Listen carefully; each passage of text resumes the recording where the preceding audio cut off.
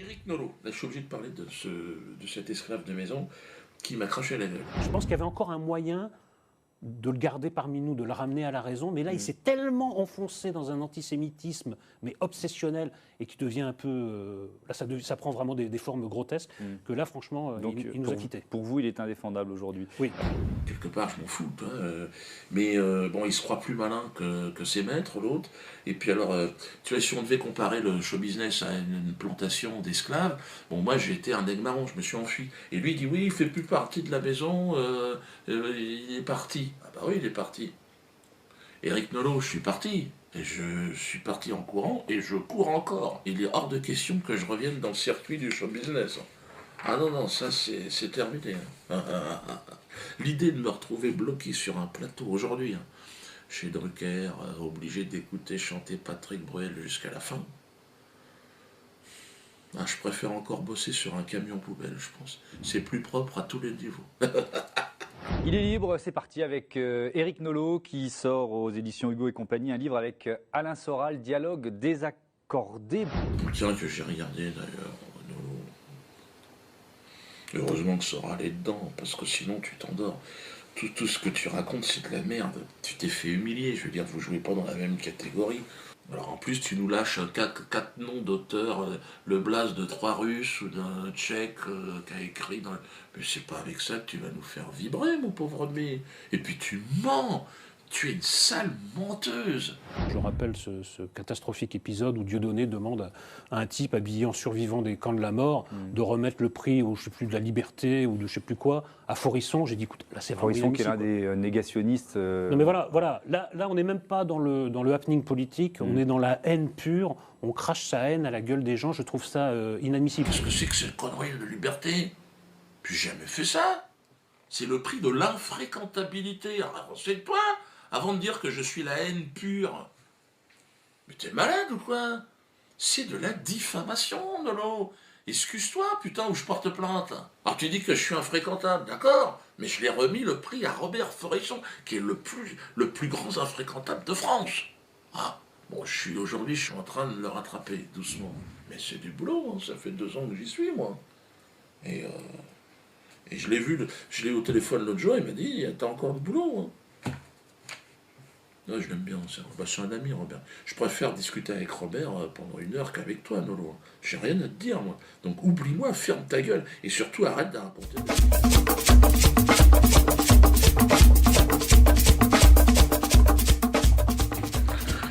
Bonjour. Bonjour, bonsoir. Alors vous attendez ma réaction là, parce que c'est vrai que là ça bouge en ce moment. Ah, il y a un vent contraire, les gars. Faut tenir la barre. Alors tout d'abord, merci évidemment, merci de votre soutien. Je vous rappelle que l'Anatax, cette taxe qui permet à chacun de chanter Chouananas, vous êtes nombreux à m'envoyer des courriers. Diodo, t'as été condamné à 28 000 euros, puis là 20 000 encore de plus. Donc les gens me donnent, effectivement participent à ces frais de cette taxe, la taxe Chouananas. Donc est à atteindre les 40 000 euros. Très bien, je devais 28, mais j'ai été recondamné depuis à 20 000 encore, ça fait 48 000. Donc continuez à donner, de toute façon, vous savez, c'est pas de l'argent perdu. Croyez-moi que jusqu'au bout, on va leur foutre dans le cul. C'est formidable, l'élan de générosité qui se fait autour de ce projet. L'Anatax vous permet de chanter Chouananas dans votre voiture, partout, chez vous. Endormez bien vos enfants. Et l'enfant s'endort. Pareil en voiture, pour éviter de dormir, chaud, ananas, ça a des vertus thérapeutiques. Par exemple, chaud ananas peut guérir les problèmes de ventre. J'ai des gens qui m'ont appelé, Diodo, j'avais mal au ventre, j'ai chanté chaud ananas et c'est parti. Oui, je confirme. Pareil pour la migraine. Des gens m'ont dit aussi, j'ai retrouvé ma virilité en chantant chaud ananas. J'ai dit, c'est pas étonnant. Ça ne m'étonne pas. Parce que ça agit, Chouananas, sur la molécule N9. C'est une petite molécule qui est dans le bas cervelas. Et Chouananas, il y a une vibration qui fait qu'elle bouge. Et ça l'énerve, ça excite. C'est très bon. Les médecins vous le diront. Chanter Chouananas, c'est gagner beaucoup en respiration. Et plus vous m'aidez, évidemment, et plus on met le système en difficulté. Condamne-le, maintenant, parce que le peuple de France va lui donner l'argent. Comment on fait ? Donc là, ils ne savent plus comment faire, à moins qu'ils me foutent en taule. Je pense que c'est la seule solution. J'ai la sensation de n'être qu'un intermédiaire entre le peuple aujourd'hui et cette petite poignée de dirigeants esclavagistes. Donc le mouvement de la quenelle est arrivé, arrive au sommaire. Là, on est au cœur de toutes les attentions. Télé, radio, presse, médias, tout. La quenelle. Ça n'est pas un geste d'extrême droite. C'est un geste propre à la mouvance Dieudonné qui fédère des gens provenant de tous les horizons politiques. זו הופעה של פרובוקטור ואנטישמי די ידוע, קומיקאי הצרפתי דיודונה, כמו בגרמניה הנאצית, רק הפוך, במקום למעלה, היד מצביעה למטה, אבל בצורה זהה. תנועה נקראת קונל, שילוב של מועל יד ואצבע משולשת. Ce sont des réactions ici et là, voyez-vous, qui sont étonnantes. Jusqu'au sommet de l'État, François Hollande, convoqué par le président du CRIF. Ce sont les Juifs qui se sont organisés eux-mêmes, qui ont choisi leurs représentants, et ce qui explique sans doute la liberté qui a toujours été la vôtre, encore aujourd'hui, Monsieur le Président, car quand vous avez des choses à dire, vous les dites. Et vous les dites librement, franchement, sincèrement, bruyamment. Et nous vous écoutons. Il semblerait, moi je ne sais pas si c'est vrai ou si c'est faux, mais qui t'ont baissé le froc et qui t'a donné la fessée devant les journalistes. Ton François, merde. Tu peux quand même dire non, enfin, ou tout du moins pas à l'abri des regards. Tu peux regarder un petit peu de dignité. Tout ça parce que Kuckerman, le président du CRIF, t'a convoqué. T'aurais pu dire attends, laisse-moi, l'autre. François, t'y vas, toi. Puis tu rampes sur le sol, il te dit oh, François, mets-toi à genoux quand même. Il y a des caméras. C'est le président du CRIF, le mec. C'est lui qui décide qui sera président d'ailleurs. On le voit avec c'est-à-dire chaque année il fait un repas, le repas du CRIF, ils appellent ça. Il y a toujours un grand moment où l'opposition rêve d'être à la table centrale. Et où la majorité sait que c'est forcément pour un temps précaire, alors que vous êtes permanent dans l'institution. Et à la fin du repas, il y a une galette. Et qui est la fève? C'est toi, François? Balance la couronne. Alors merde, elle est trop grande. Oui, parce que le problème, ils n'avaient pas fait la taille de François. Parce que là, il est dans la merde, François. Parce que c'est votre président, mais il ne représente plus que dalle. 15% des Français, apparemment. Et encore, je crois que les chiffres sont gonflés. Je crois que François, tu ne représentes plus que dalle. Ah, on est dans la merde là. Alors c'est vrai que dans les dernières vidéos, il y avait cette petite chanson qui est en train de revenir un peu partout. François, la sens-tu qui se glisse dans ton cul? Alors apparemment il la sent François. Là je crois que si tu la sens pas, c'est que t'as perdu tout sens commun. Il faut que tu te fasses opérer. Et puis alors il s'en prend à moi, François, putain, François, t'en prends pas à moi, enfant. Nouvelle Obs. Hollande peut-il en finir avec Dieudonné? Nous agissons gouvernement de Jean-Marc Ayrault pour que sur tout ce qui est Internet, on en a parlé souvent, nous puissions là encore éviter la tranquillité de l'anonymat qui permet de dire des choses innommables sans être retrouvé. Et là aussi, j'ai demandé au gouvernement d'y veiller tout particulièrement et aussi de lutter contre le sarcasme ou ceux qui se prétendent humoristes et qui ne sont que des antisémites patentés que nous devons également combattre. Fonfon. Hé, la ficelle, le filochard. Qu'est-ce que tu fous là? Ouais, Fonfon, là tu déconnes. Faut pas tous les écouter, François, parce que Kuckerman, il dit des bêtises. C'est le geste inverse du salut nazi. Les jeunes ne sont pas conscients du fait que ce qu'ils font est très proche du salut nazi, c'est juste l'inverse. Très proche du salut nazi, c'est juste l'inverse, c'est juste l'inverse, c'est juste l'inverse, l'inverse. Je vais vous inviter à regarder une photo qui n'est pas très agréable à regarder d'ailleurs. Dieudonné Balambala, puisque c'est ainsi qu'il se nomme, qui fait ce qu'on appelle la quenelle. Il est tellement facile de dire non, c'est pas antisémite, Oui. que je doute qu'on arrive à un résultat sur ce terrain-là. Dieudonné est devenu un professionnel de l'antisémitisme. Il utilise sa réputation d'humoriste pour fabriquer de l'antisémitisme et le propager. Et c'est très inquiétant. C'est juste l'inverse. Moi, je vais l'attaquer de toute façon. Je l'attaque en justice.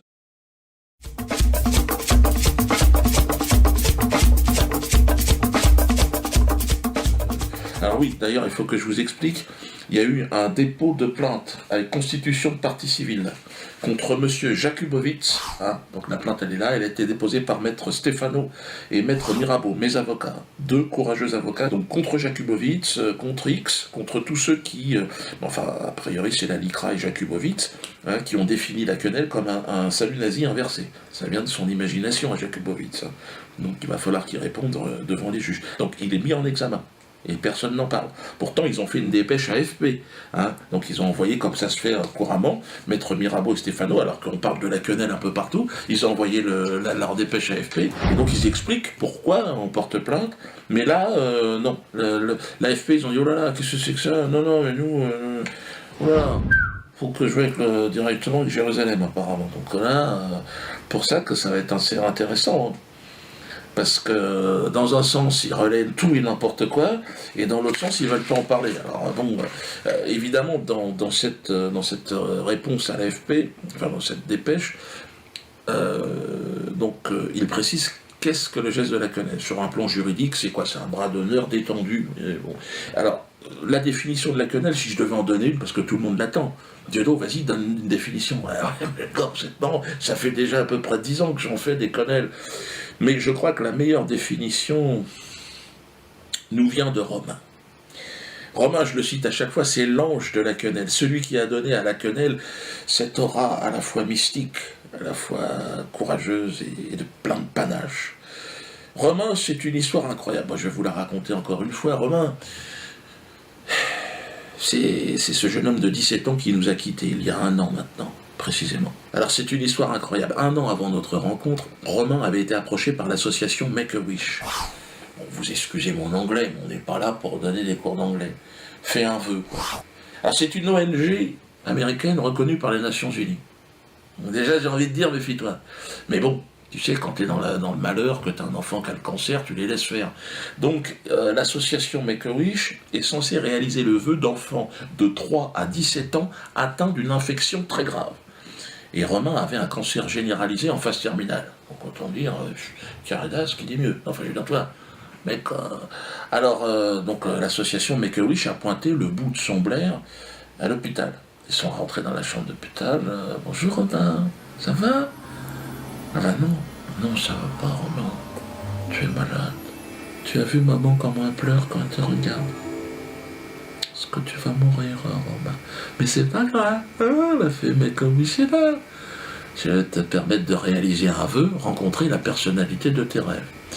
Donc, comme je vous l'ai dit, Romain, à ce moment-là, bon, il est plus tout frais, il est quasiment une momie, le gosse.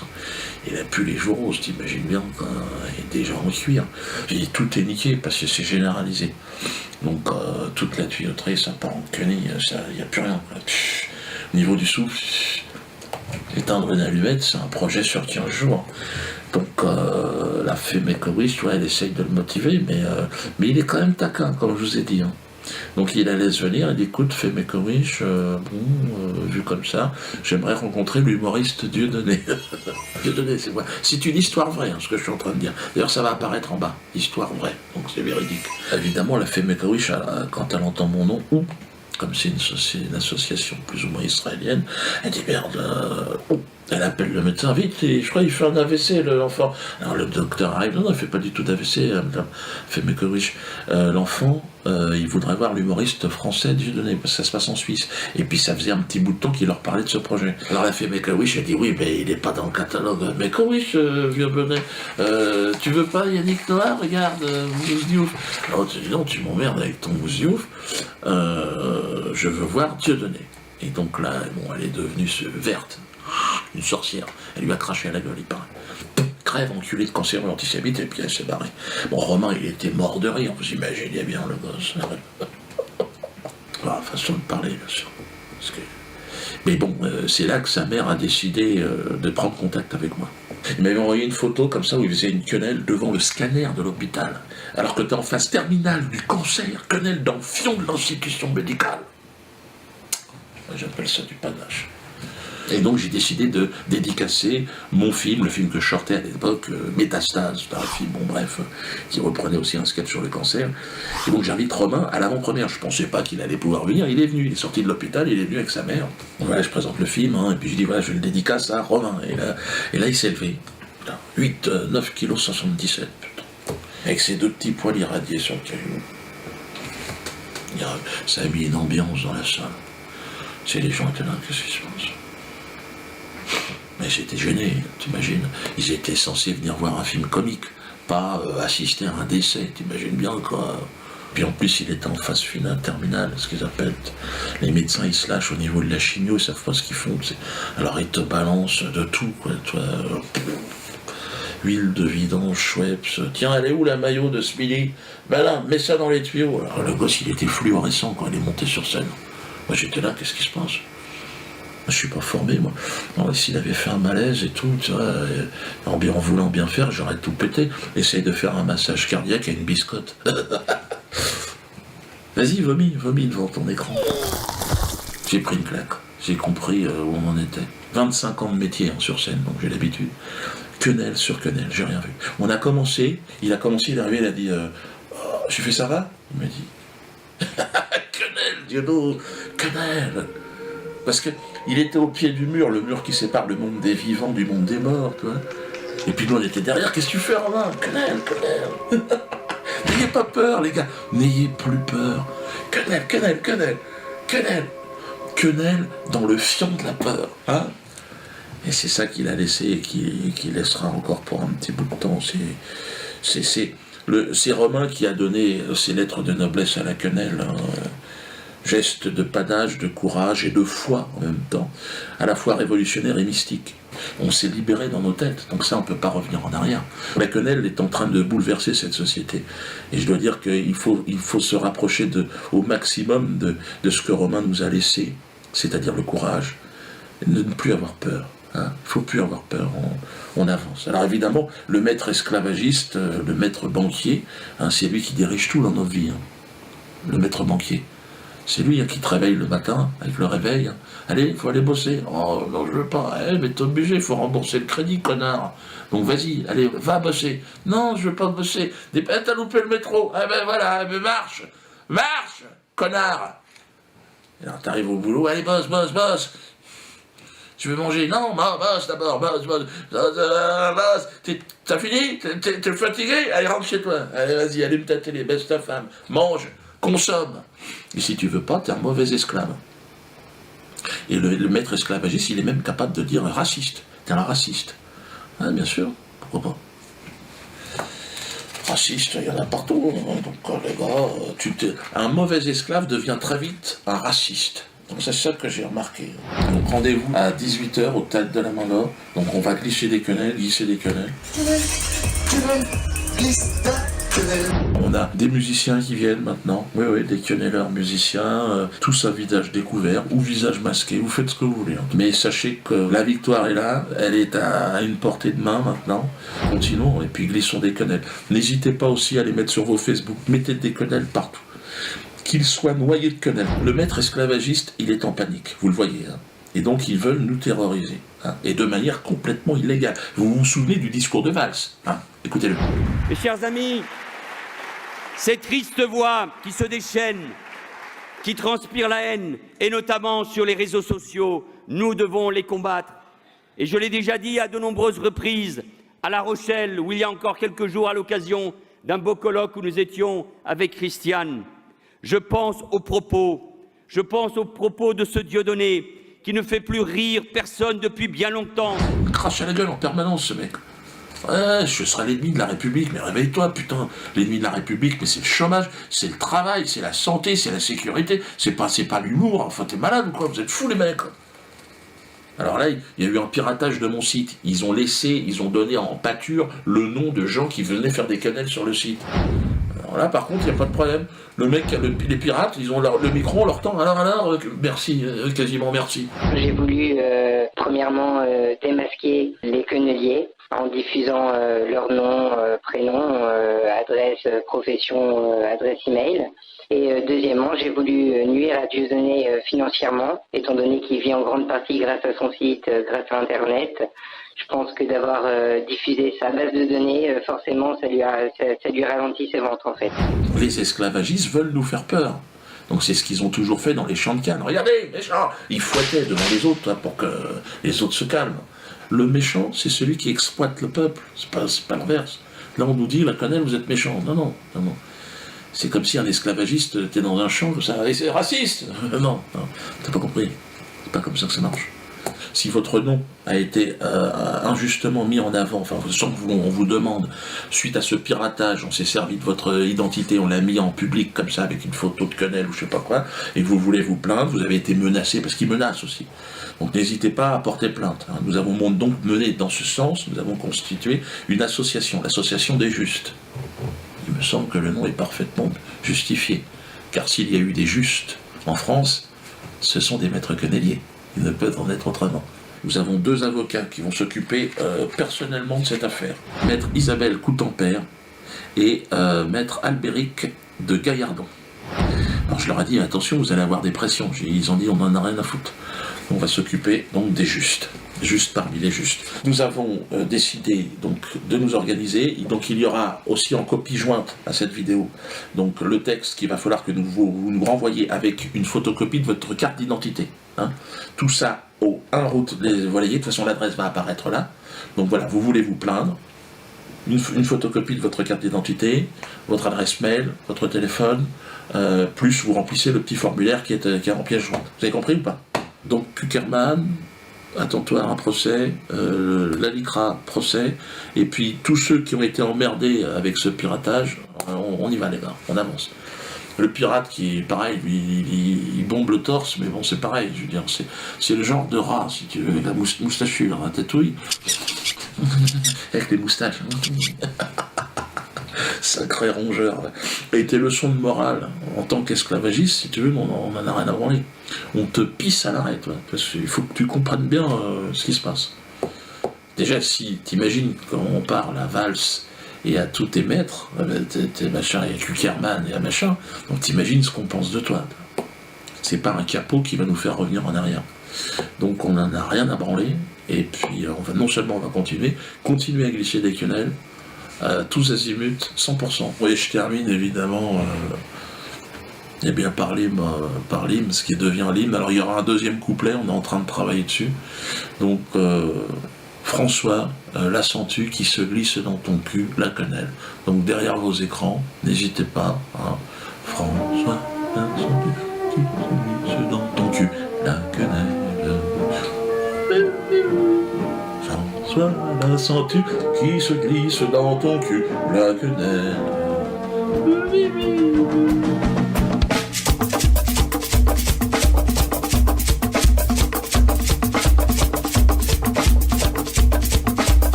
Non, un ami d'enfance, c'est ce que je te dis. L'année dernière, il a été obligé d'annuler toutes ses dates de spectacle, putain. Plus personne n'y va. Même les invités, ils n'y vont plus, putain. Tu sais, les comités d'entreprise, en fin d'année, ils t'offrent une boîte de chocolat. Tiens, puis deux places pour Semoun. Ouais, balance le chocolat.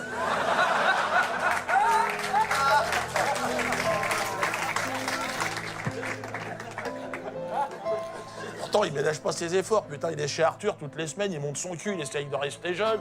Mais ça marche plus. L'autre jour, il m'a appelé, il était à Tel Aviv, je vous jure. Je lui ai dit, mais qu'est-ce que tu fous là-bas? Tu sais, il essaye de se relancer, un petit tour à la maison mère, il s'en dit, ça peut pas faire de mal. Et il monte sur scène, au bout de 2 minutes, les gens, et Dieudonné, il est où, Dieudonné? Je devrais pas vous le dire, mais l'autre jour, il m'a envoyé un SMS.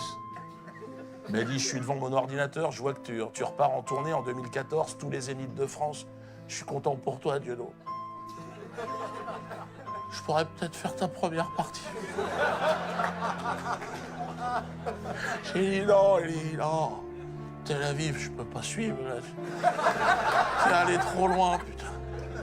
Puis je veux dire, je suis plus en mesure d'assurer ta sécurité, t'es marrant, quoi. Parce qu'au départ, quand on a commencé, se prendre une tomate, ça fait partie du jeu, mais aujourd'hui, un ananas. Ananas. Chaud, chaud, chaud, ananas. Tu me tiens par la Shoah, je te tiens par la menace. Chaud.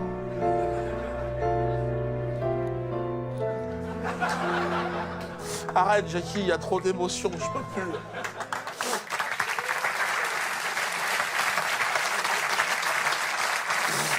Oh, faut que je pisse. Je propose à François Hollande de quitter immédiatement ses fonctions, d'ici à 48 heures. Je ne pourrais pas garantir qu'il s'en mange peut-être une d'ici là.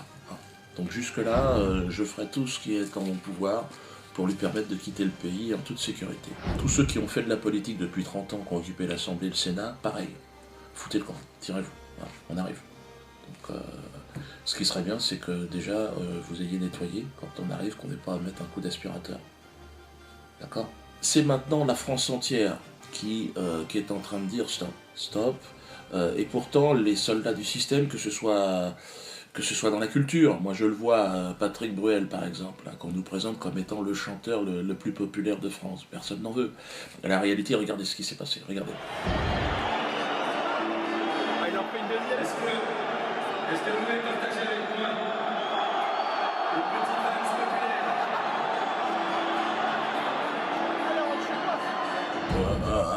Bon, mis à part le fait qu'il ne sache pas chanter, ça je l'ai toujours dit ça.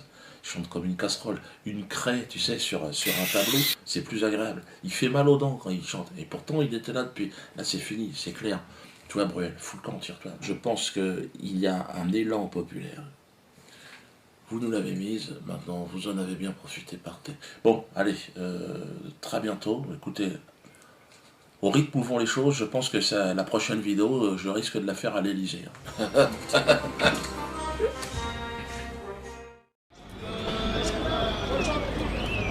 Pour moi, tout ça, c'est juste pour faire cacher ce qui se passe dans le monde. Hein. Plein de trucs, il se passe des trucs pires que ça, regarde. Sur qui se prendre la tête encore? Dieu donné. Comme pas de religion, c'est la quenelle. On va se casser le cou pour la quenelle. Mais tenez, en gros, et une dernière encore. Et une troisième encore. Prenez ça, mais en gros, pour les sionistes là, dès qu'on parle d'eux, c'est un problème. Que ce soit d'une cacahuète ou d'un truc qui concerne les sionistes, il y a un problème. Mais quand il s'agit des noirs, des blancs, même les propres français là, on vous met dans les bateaux. Que ce soit les Renois, on parle pas de nous. Il défend les juifs, il défend les arabes, il défend les noirs, il défend les blancs, il défend les chinois, il s'en fout lui. On dit que Dieudonné côtoie la droite. Mais la droite et la gauche c'est la même chose. L'extrême droite en plus, mais ils se mangent tous dans la même assiette. Que ce soit la droite, la gauche, l'extrême droite ou le fond du trou du cul du monde. Ils se côtoient tous. Donc à un moment donné, il faut arrêter de nous mentir, il faut arrêter de nous bluffer. Il y a des vrais problèmes sur cette planète que la quenelle, que la cacahuète. C'est une démocratie, la droite dit ce qu'il veut. Il y en a certains, ils ont dit pire que ça, et pourtant au jour d'aujourd'hui, ils sont encore là, ils passent à la télé, on les voit tous les jours. L'autre salope de Michel Leb là, c'est comment? Il a dit c'est pas mes lunettes, c'est mes narines. C'est quoi ça? Ça c'est pas du racisme ça? Quand c'est un noir qui parle là, tout le monde est gnien. On a tous rigolé, hein. Tiens, dans ton cul mon pote. Monsieur Valls, moi j'ai envie de vous dire, quand votre collègue, Madame Taubira, on l'a insulté de singe. Pourquoi vous n'avez pas porté plainte? Rien pour dire mon frère, nous on marche ensemble nous. Guerre, Chinois, hindous, on s'en bat les couilles. On a tout le monde. Mais venez nous agresser. Sionistes de merde, venez nous agresser. On va rigoler ça. Attends, regarde. Un blanc parmi les noirs et les arabes mon frère. C'est quoi mon frère? Un blanc. 10 ans, nous on s'en bat les couilles. La politique, je vote pas. Pour moi c'est la même, je les emmerde tous. En Afrique, il y en a qui crèvent de faim, qui crèvent de tout. Tout le monde ferme les yeux, juste pour une quenelle, ils sont en train de faire tout un rabat. Tout ce que je veux, c'est de me lever tous les matins, aller charbonner, rentrer le soir. J'ai mon entreprise, là je chôme. J'ai ma société, ma camionnette elle est là, mais je chôme. Pourquoi je suis là dans la rue? Parce que c'est la crise, il n'y a pas de boulot. Je cherche dans tout, je trouve pas. Il n'y a pas d'ITAF, il n'y a rien. Ils m'ont radié parce que je ne me suis pas présenté dans un rendez-vous et j'ai appelé même. Pour leur dire que je t'ai empêché et tout. Ah ouais. C'est le quota. Ouais, c'est le quota frère, c'est le quota. Pour faire croire aux gens qu'il n'y a plus un grand nombre de demandeurs d'emploi. Alors on n'a même pas trouvé. Tu fais comment? T'as des enfants à nourrir, tu fais comment? Et après on te parle de quenelle, de ceci, de cela.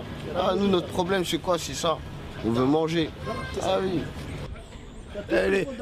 comment il s'appelle, Kazuyak et compagnie, ou Kaziak, ou je sais pas comment il s'appelle là, il prend des millions et les gens ils crèvent la dalle. C'est pas normal ça. Et après on nous parle de politique. Arrêtez. Maintenant, une chose est importante, c'est vrai, il faut aller voter. Moi je conseille à tous les jeunes étrangers de France, voter.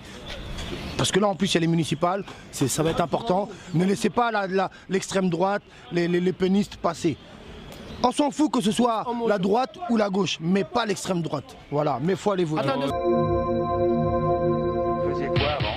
Avant d'être comique, disons. Avant d'être comique. Il y a la délinquance, il y a le proxénétisme. Ouais. Toi, il y a ta boulette. Bah, moi, il y a ma boulette. Tu l'as faite, la boulette. J'ai commis ma boulette. Hein. T'es au courant. Hein. Pas ça. Bah, faire bosser du mineur sur chantier, ça passe pas. Mais ça, je l'ai compris. Et maintenant, j'essaye quand même de revenir par le biais de l'expression théâtrale à quelque chose, tu vois, qui est quand même. Tu vois, non. Ce qu'il faut maintenant, c'est du macabé. Ouais. Non, c'est un marché spécialisé, mais ça marche. Ouais. Ou le chaton, ou t'as du canari. Non, ça marche bien. Vous vous êtes rencontrés comment? À un meeting du Front National, on était...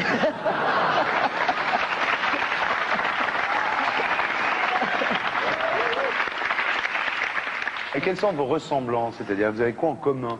On a une grande complicité humoristique. Ouais, sinon, tout le reste, on ne se ressemble pas. Une complémentarité, c'est important dans tout duo, hein, dans toute forme de doué. Ouais. Non, c'est parce que... voilà. Vos différences, c'est quoi? Bah, on n'a pas la même vision de la vie, quoi, probablement. Sur le pognon, par exemple, toi, tu dis tout le temps que lui, c'est le juif du duo, parce qu'il est vachement doué pour le blé. J'ai tendance à dire ça. Toi, t'as un peu le noir du duo. Je me sens plus artiste, c'est-à-dire que... je ne vais pas parler à la place de Dieudonné, mais lui, la production, ça fait partie de son truc. Moi, pas du tout. Je me suis toujours senti un artiste, j'ai toujours écrit, joué. J'ai toujours voulu faire ça, donc je suis heureux. Fait enculer. Je pas de... Non, mais plaisant. J'ai pas besoin de rester dans les limites de la correction. C'est le noir qui te fait avoir, quoi, c'est ça. Voilà, c'est ça. Ouais. C'est pas chiant d'être toujours l'un sur l'autre, là, comme ça, non? Pardon? Non, l'un avec l'autre, Non, on se marre bien, on se marre bien. Non, c'est vrai, on rigole bien ensemble. T'en as pas ras-le-bol de lui au bout d'un moment? Oh, bah, disons que je passerai pas mes vacances avec lui, mais...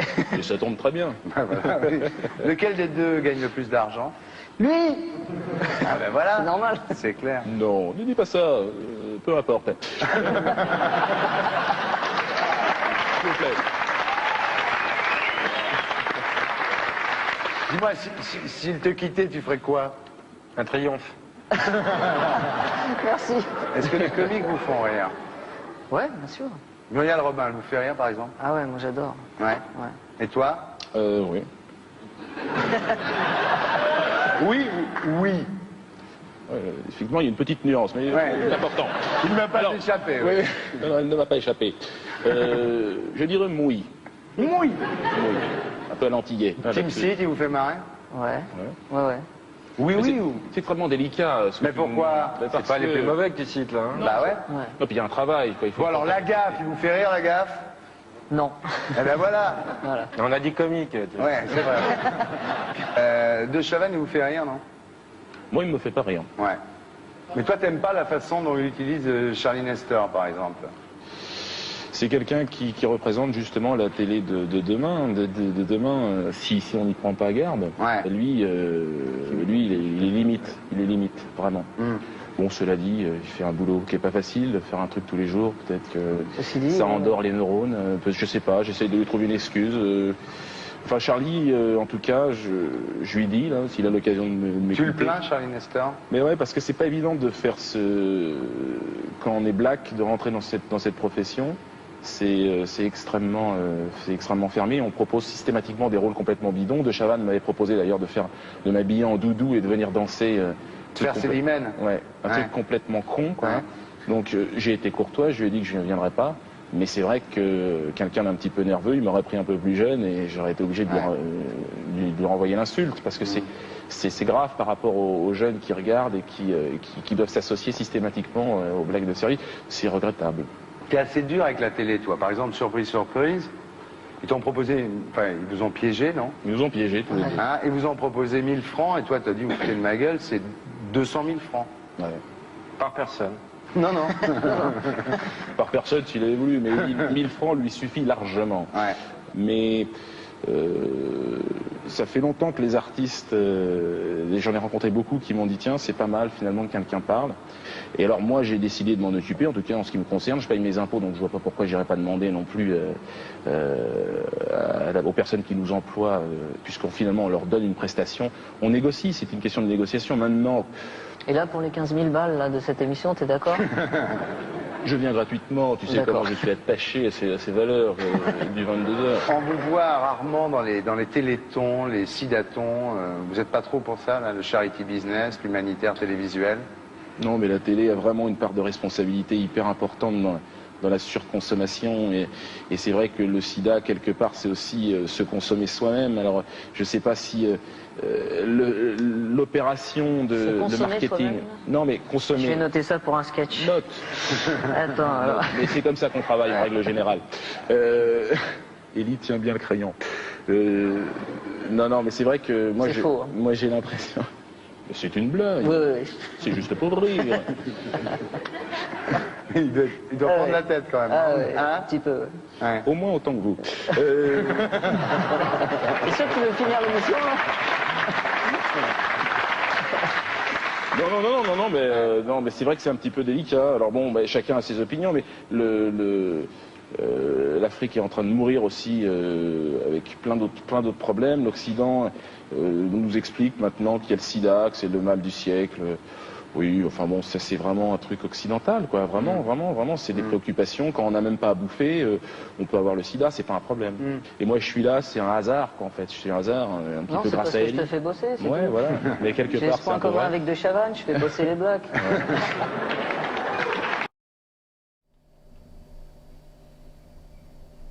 Voilà, c'est un cadeau de Khaled Meshal, un cadeau personnel qu'il m'a fait quand on s'est rencontrés dans la région là-bas. Cette écharpe du Hamas, fiers combattants du Hamas qui sont eux aux portes évidemment de l'enfer.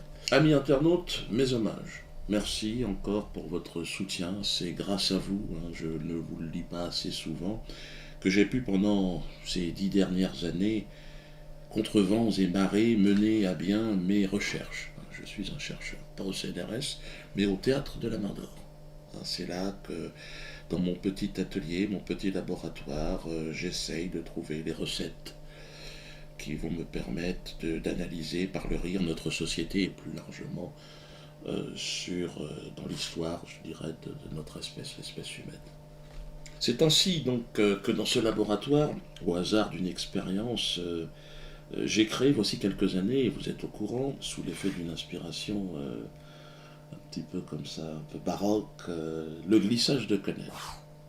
En initiant mes contemporains à cette pratique fantaisiste, je ne pouvais pas imaginer que derrière la façade un peu anodine et potache se cache un acte subversif capable d'incarner le déclic qui sera à l'origine de l'émancipation des masses laborieuses. Là, c'est un peu compliqué la phrase, mais je ne pensais pas que le mouvement de la quenelle aille aussi loin. Non. Aujourd'hui, il n'y a pas une journée où je n'ai pas une quenelle qui m'arrive.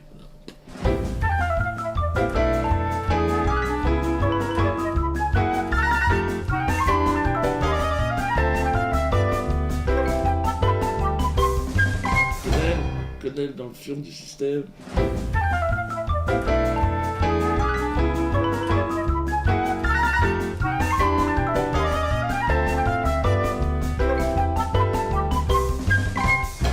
Beaucoup me disent, mais dis donc, qu'est-ce que ça veut dire, le glissage de Quesnel?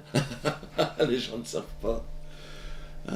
Mais aujourd'hui, je dirais que ça ne m'appartient plus. Ce concept, cette formule magique ne m'appartient plus. Elle appartient à la Révolution, qui arrive.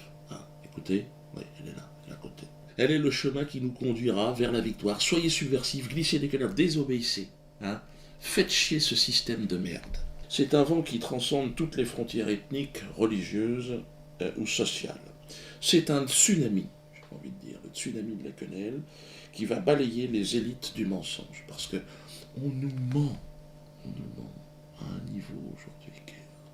Peuple de France, que te faut-il de plus? Regarde encore une fois, Cahuzac. Je n'ai pas, monsieur le député, je n'ai jamais eu de compte à l'étranger. Je dément, en bloc et en détail. Je n'ai jamais eu de compte en Suisse. En bloc et en détail. Tout le monde lise des quenelles un peu partout, les gens ont besoin, ont ce sentiment. Les policiers, regardez. Les policiers sont avec nous, ils soutiennent le mouvement de la quenelle, regardez les militaires.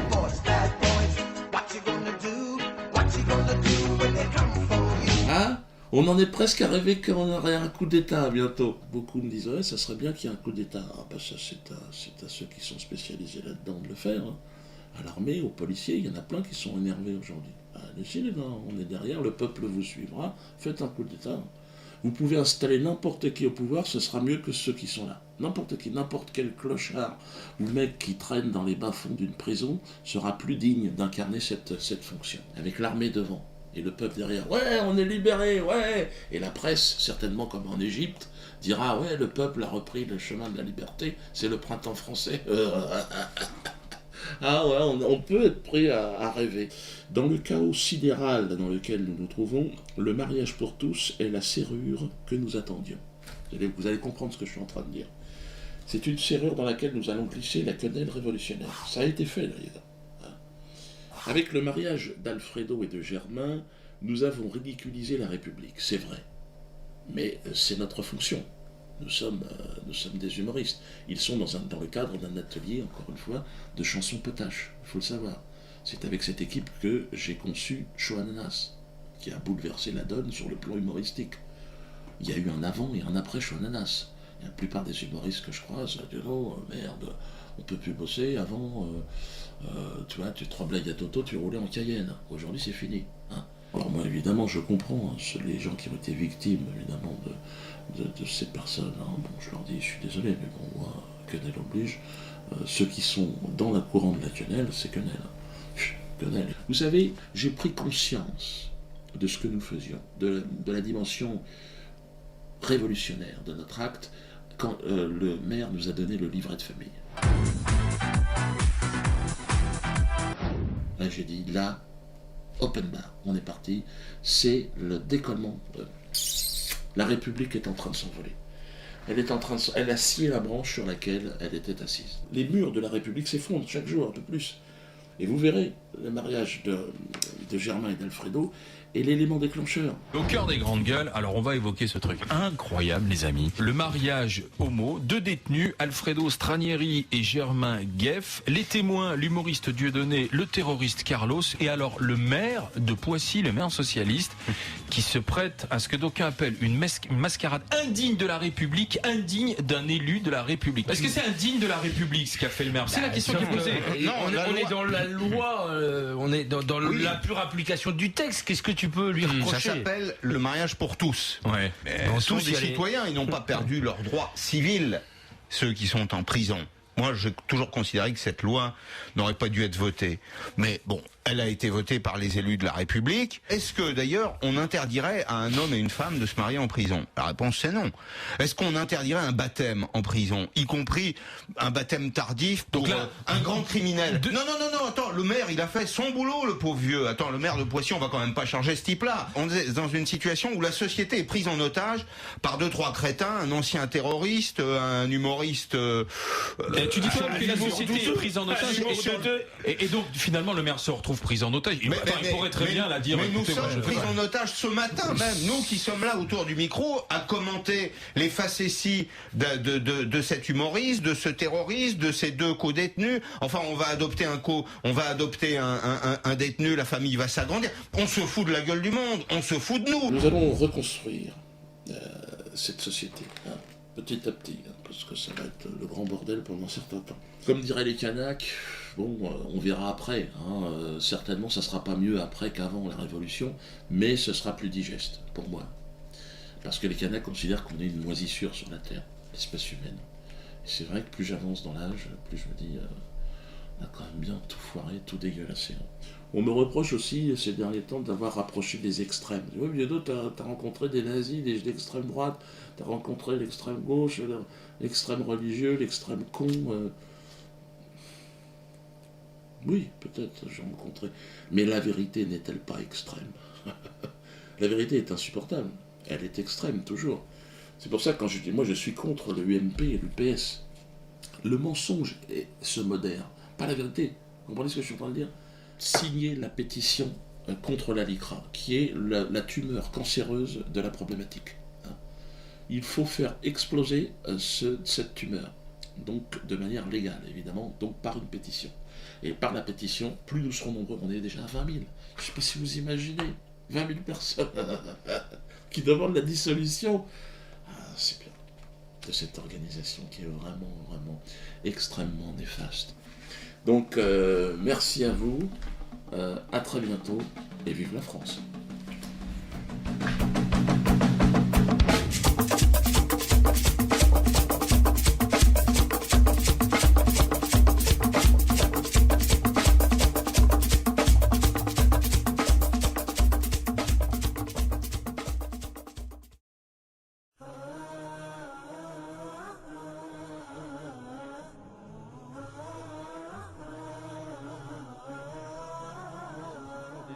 D'organiser ce genre de manifestation parce que il n'y avait dans notre esprit absolument aucune volonté de récupération, que ce soit politique ou personnelle.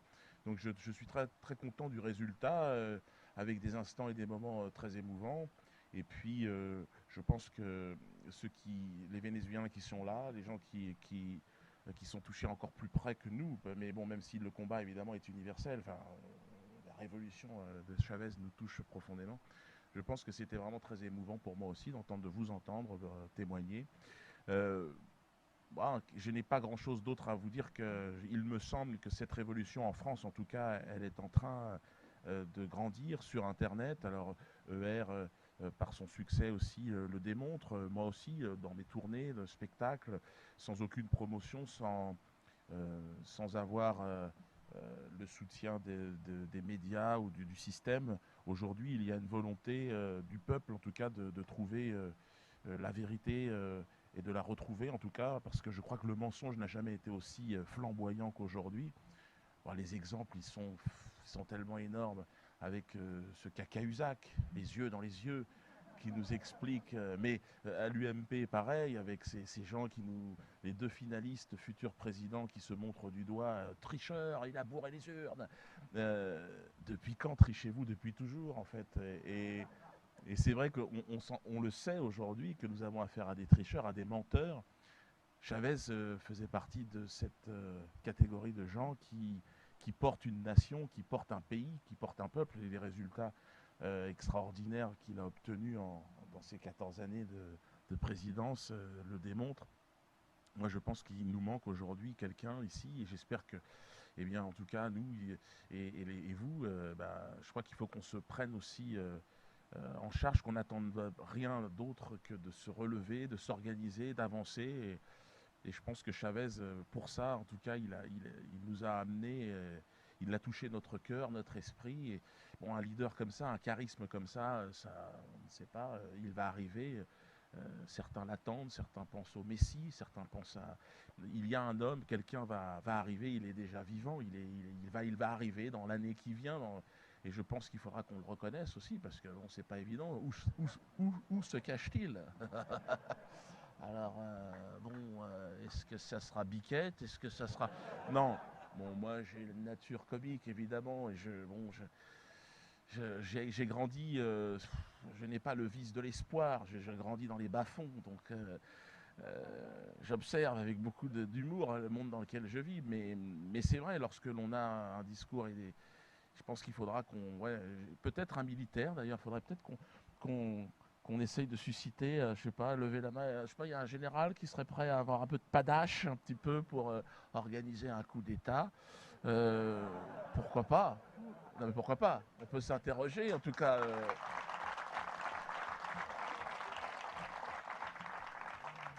Bon, en tout cas, on va passer au jeu des questions-réponses. Merci, parce que évidemment, votre présence est indispensable et elle marque aussi, si vous voulez, je crois, quelque chose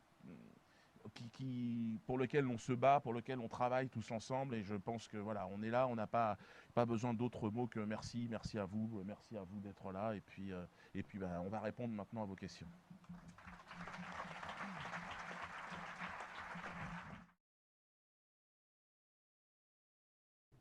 Bonjour à tous. Donc moi j'aurais une question à poser à Dieudonné et à Alain Soral. J'aimerais bien voir votre avis un peu concrètement sur la vraie démocratie et le tirage au sort que défend Étienne Chouard, qui est aussi un supporter d'Hugo Chavez. Est-ce qu'on pourrait aussi faire la même chose, c'est-à-dire travailler un peu sur la démocratie et la Constitution, et pour Dieudonné, si vous pouvez faire, je ne sais pas, un sketch sur la vraie démocratie ou la montrer du doigt, quoi, si c'était possible. Ça tombe bien parce que j'ai été avec Étienne Chouard il y a 3 jours, samedi ou dimanche. J'étais avec lui dimanche, justement, on a débattu de ça lors de l'Assemblée Générale de ER PACA. Alors ma réponse, elle est très simple, c'est qu'on peut écrire une constitution qui soit beaucoup plus parfaite que celle qui est la nôtre, qui est ce qu'on appelle la démocratie représentative, qui ne représente en réalité jamais le peuple, on le sait très bien, donc on est dans ce que j'appelle moi la démocratie de marché et d'opinion, qui est une fausse démocratie. Le problème, c'est qu'une fois qu'on a écrit la Constitution, c'est ce que j'expliquais à Étienne, pour l'appliquer, il faut faire une révolution. Donc il y a ceux qui écrivent la Constitution, puis après, je vous dis, on est toujours dans la naïveté spontanéiste qui a amené Rosa Luxembourg à être assassinée dans le mouvement spartakiste, c'est qu'il ne suffit pas qu'on se réunisse tous pour écrire une Constitution pour qu'elle devienne la Constitution. Il y a bien un moment donné, il va falloir imposer cette Constitution à ceux qui se basent sur l'autre, qui est la légalité, et qui déclarera celle-là illégale. Ce qui veut dire qu'à la fois, il faut produire une Constitution pour après la prise du pouvoir, mais pour pouvoir l'imposer, il faut prendre le pouvoir. Et prendre le pouvoir, ce n'est pas par des mots ou en disant qu'on a plus de légitimité, c'est forcément à un moment donné par une phase révolutionnaire de violence, et de violence organisée, parce que sinon la violence désorganisée est en général contre-productive. Ce qui veut dire qu'il y a deux combats à mener simultanément. Il y a le combat d'Étienne Chouard, qui est de produire une constitution qui soit authentiquement démocratique, notamment par lui, il veut recourir au tirage au sort. Je suis tout à fait d'accord que c'est sur le papier ce qui serait sans doute le plus effectivement démocratique. Et puis après, il y a le combat sur le terrain politique de l'ennemi, de celui qui a déjà le pouvoir, d'essayer d'imposer cette constitution. Et ça passe forcément non pas par une demande, une requête ou un vote à main levée ou ce genre de conneries, puisqu'on sait très bien aujourd'hui que même le nombre ne suffit pas, puisqu'on voit très bien que, par exemple, le combat, quelle que soit l'opinion que vous avez, le combat contre la loi sur le mariage pour tous, qui est en fait demandé par une ultra-minorité, même à l'intérieur de la communauté homosexuelle, malgré l'opposition de manifestations qui, d'après les vrais chiffres, parfois rassemblent 1 800 000 personnes, cette loi va passer simplement par des votes d'assemblée, bicamérisme, Assemblée puis Sénat, souvent de quelques dizaines de personnes qui sont là à appuyer pour les autres sur un bouton. Donc le nombre n'a pas grand-chose à voir avec le pouvoir, c'est ça qu'il faut bien comprendre. Donc il y a à la fois produire une constitution démocratique sur le plan théorique, et puis en même temps arriver à ce qu'elle accède au pouvoir, ce qui est totalement une démarche différente, ce qui veut dire qu'il faut à la fois le travail de réseau, de combat, en se servant des contradictions du système et de moments clés pour essayer d'arriver à un moment donné à une phase révolutionnaire, car la banque et le pouvoir impérial ne nous donnera pas le pouvoir parce qu'il aura compris d'un seul coup que c'est nous qui le méritons. Il ne faut peut-être pas être trop naïf. Donc il y a le combat théorique à mener, l'écriture, ça je suis tout à fait d'accord, et Chouard le mène, et puis le combat qu'on fait nous peut-être d'essayer de rassembler les forces de résistance pour produire une espèce d'union sacrée qui à un moment donné peut produire un saut qualitatif dans le concret, dans le politique, qui s'appelle à un moment donné une phase de type révolutionnaire, même si ce n'est pas le pathos révolutionnaire du bain de sang, mais à un moment donné effectivement de renverser un pouvoir en pesant là où il faut peser. Donc en fait la réponse est double. Oui, il faut produire théoriquement cette constitution. 2, c'est pas parce qu'on l'aura produite qu'elle deviendra effective. Et que même si on ne fait que ça, ça restera ce qu'on appelle un joli texte. Vous voyez ? Voilà, donc j'espère que j'ai répondu à la question.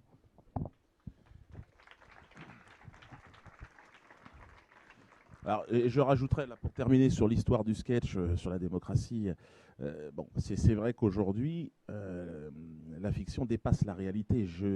Il y a une concurrence déloyale des politiques sur la scène humoristique. On est vraiment arrivé au sommet de l'imposture, où le mensonge est arrivé... c'est le dogme dominant. C'est-à-dire qu'avant, il y avait un petit temps de digestion. Alors, il y avait peut-être le cadre religieux qui leur imposait la réflexion. Mais aujourd'hui, ils commencent une phrase et ils terminent, ils disent l'inverse. Et ça, c'est absolument hallucinant. Alors oui, évidemment, je pense qu'il va y avoir un espace dans les années qui viennent où le rire va être une solution pour apaiser une sorte de soupape indispensable. Mais pour aller dans le sens de ce que vient de dire Alain, et puis dans le sens de votre question, je pense que on est vraiment des baromètres, et on s'aperçoit que, par exemple, les policiers, les militaires qui viennent me voir, moi, dans les spectacles, qui viennent me parler, ils ont le même. Il y a vraiment une sorte d'union extrêmement large qui est en train de se passer. Moi, dans la salle de spectacle, j'ai des jeunes de quartier, des femmes voilées, des chrétiens, des militaires, des policiers. Et je pense que c'est ce grand rassemblement qui va pouvoir permettre à la révolution de trouver ses racines, parce que le système nous a opposés tous les uns aux autres. Et c'est par cette division que le sionisme et le satanisme aujourd'hui, quand on parlait, le libre penseur, a pris le pouvoir. C'est-à-dire qu'ils nous mentent, ils nous ont lobotomisés, mis des cloisons dans nos cerveaux pour qu'on s'oppose systématiquement les uns aux autres. Alors le rire, voir rire tous ces gens, moi en même temps, c'est extraordinaire. Puis là, plus ça va, plus je sens effectivement l'utilité de mon travail. Mais je pense que la révolution, que je pense servir aussi au travers de mon travail, elle arrive. Comment va-t-elle se matérialiser? Je pense que si je le savais, je serais mort. Et je pense que c'est un développement organique aussi qui est en train de se produire. Intellectuels, artistes, et puis vous qui, en fait, votre présence encore aujourd'hui ici montre bien qu'on n'a pas eu de promotion sur les médias traditionnels. Vous êtes là parce que, et puis on sera de plus en plus nombreux. On a dit qu'on aurait pu être 2000 aujourd'hui, mais demain, ça sera un stade avec plein de gens, et puis après, il faudra que chacun prenne ses responsabilités. C'est pas évident aussi pour Alain ou pour moi de passer du statut d'auteur, d'humoriste à leader politique ou révolutionnaire. Au départ, moi, je fais des blagues et il fait des livres. Et donc, il va falloir... c'est là où Chavez, pour nous, évidemment, nous inspire, parce qu'à un moment donné, il faut que chacun prenne ses responsabilités. C'est pour ça que tout à l'heure, je faisais du pied à un général ou un haut gradé de l'armée française. Il faudrait qu'il y en ait un qui nous rejoigne. Ce serait très très important, parce que c'est indispensable. On ne va pas s'entretuer. On va pas finir. Or, le système va faire en sorte qu'à la fin, il y aura un bain de sang. Vous connaissez cette histoire du petit coq qui reste caché et qui sort au dernier moment pour reconstruire la paix et la liberté. Donc, moi, je pense que dans votre question, il y avait aussi toutes les réponses, c'est-à-dire que c'est avec vous, c'est ensemble, et puis il faut aussi qu'on assume aussi, plus ça va. Moi, depuis cette année, j'ai décidé d'assumer un peu plus directement mes responsabilités, puisque le système politique avait voulu me neutraliser, et par le biais de l'administration fiscale, ils ont voulu me chasser de chez moi, un coup de pied dans le cul. Alors bon, j'ai dit, bon, voilà, je vais donc saisi de la maison avec expulsion. Alors j'ai dit, bon, je vais à la banque. Et là, la banque me dit, non, fous le camp, retourne au Cameroun. Alors j'ai dit, c'est bizarre, je travaille, je gagne de l'argent, je voudrais juste un prêt pour payer mes impôts. Non. Et là, je me suis retourné vers le peuple français par Internet et j'ai dit, bon, voilà. Et là, vous m'avez donné cette somme d'argent. Et là, je suis arrivé à ma banque avec 2000 chèques que j'ai posés, ils n'en revenaient pas. J'ai dit, mais qu'est-ce que c'est que ça? Mais oui, c'est les gens qui me prêtent. Et puis je vais les rembourser à la fin de la tournée que je suis en train de faire.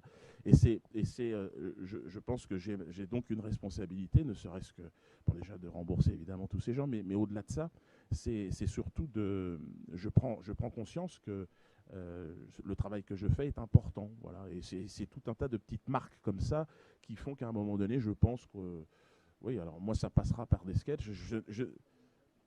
La démocratie, elle est déjà, le mot est un sketch, c'est-à-dire que c'est une utopie qui n'a jamais été réalisée et donc pour laquelle on peut travailler, mais on peut appeler ça comme on veut, quoi. Mais oui, en tout cas, c'est un vrai sujet de comédie.